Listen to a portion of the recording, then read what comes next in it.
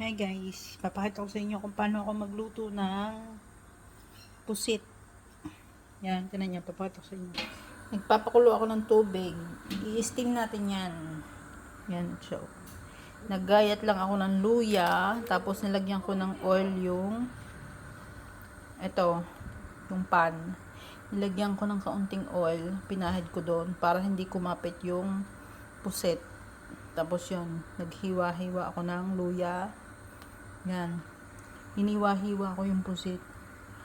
Tapos, i-steam natin yan ng 6 minutes. Pag kumukulo na yung tubig, saka ko siya ilalagay.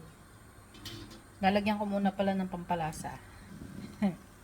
Wait lang.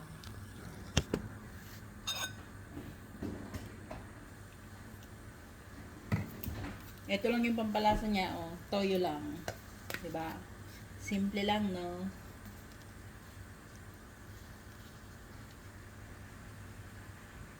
Yan, isang kutsara lang. Isang kutsarang toyo. Yun. Ayan o, nilagay ko na yung tapos, kumukulo na yung tubig, ilalagay na natin. So, ayan guys, kumukulo na siya, ilalagay na natin yung pusit. Dahan-dahan lang po kasi mainit. Ayan. Ayan.